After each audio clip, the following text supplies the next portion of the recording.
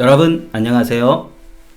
이번 시간에는 케빈 제다이를 통해 세상의 악한 금융 시스템을 뛰어넘어 세상에서 하나님의 일을 크게 할 수 있는 그런 방법에 대해서, 하늘로부터 재정을 받는 방법에 대해서 살펴보도록 하겠습니다. 결론적으로 말씀을 드리면, 많은 사람들이 부자로 살고 싶어도 그렇게 되지 못하는 것은 꼭 자신만의 잘못이 아니라는 것입니다. 세상의 시스템이 그렇게 되어 있기 때문이라는 것이죠. 그리고 그리스도인이 가난하게 사는 것은 하나님이 절대로 원하는 것이 아니라는 것입니다. 그렇다면 세상의 악한 시스템을 깨고 하나님의 재정을 확보할 수 있는 방법이 무엇이 있을까요? 자, 그 방법에 대해서 지금부터 시작해 보도록 하겠습니다. 케빈 제다이의 말입니다. 주님께서 제게 이 책, 초자연적인 재정에 대한 책을 쓰라고 하셨습니다. 그 이유는 주님은 저에게 내 백성들은 그들이 재정 가운데 내가 역사하도록 나를 초청하지 않는다라고 말씀하셨습니다. 우리는 대체적으로 주님을 초청해서 다른 삶의 부분에 주님이 역사해 주기를 원합니다. 그렇지만 재정의 부분에 대해서는 그렇게 안 하고 있습니다. 주님은 그리스도인들이 그렇게 하기 때문에 재정이 잘못된 세력의 손에 들어가 있다라고 말씀하셨습니다. 그래서 재정이 그리스도의 몸 가운데로 돌아와야 한다라고 말씀하셨습니다. 주님은 제게 이 세상의 시스템이 어떻게 작동하고 있는지, 이것이 어떻게 구조가 되어 있는지를 보여주셨습니다.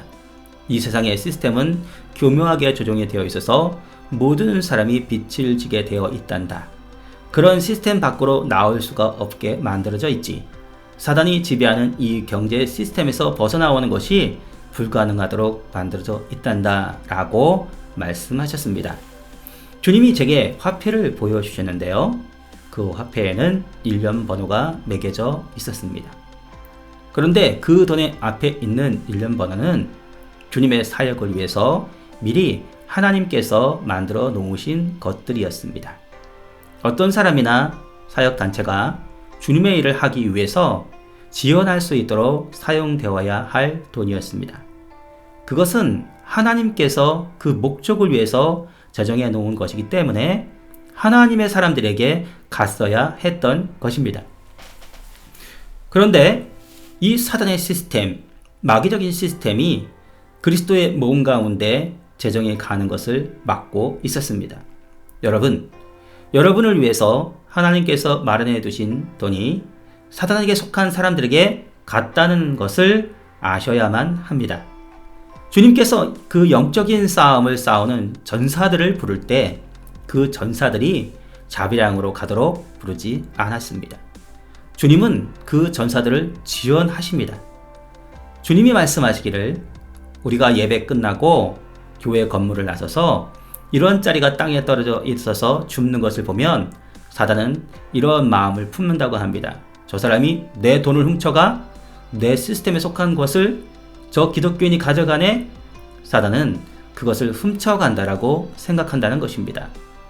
사단은 기독교인들이 돈을 갖는 것을 매우 싫어합니다. 왜냐하면 기독교인들은 돈을 하나님을 위해서 사용하기 때문인 것입니다. 주님이 초자연적인 재정에 대해서 쓰라고 하셨는데, 주님은 이 재정을 다시 주님께로 되돌려 다시 하나님께 바치라고 하십니다. 주님께서 통치하실 수 있도록 말입니다. 여기까지 보면 사단은 기독교인들이 재정을 갖기를 매우 원하지 않는다는 것을 알 수가 있습니다.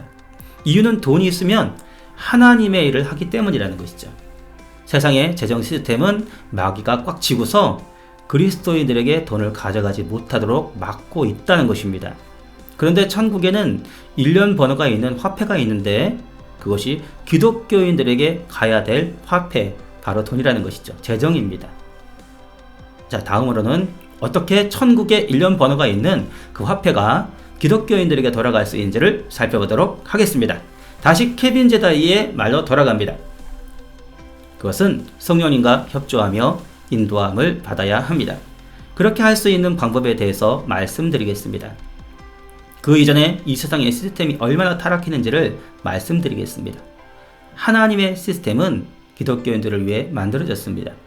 주님께서 제가 수술실에서 죽었을 때 제 친구를 보여주셨습니다. 그 사람은 백만장자였습니다. 주님은 이 사람이 죽을 때 이 정도의 재산을 가질 것이다 라고 말씀하셨습니다. 저는 제 친구가 몇 날, 며칠, 몇 시에 죽어서 천국에 올 것인가를 알고 있었습니다. 굉장히 많은 돈을 갖고 있었습니다. 400억 정도가 되는 재정이었습니다. 내가 다시 너를 지상으로 보낼 텐데 가서 너는 친구에게 방언으로 기도하라 라고 말해라. 그가 방언으로 기도하면 그가 남긴 재산은 1700억 정도가 될 것이라고 말해 주어라.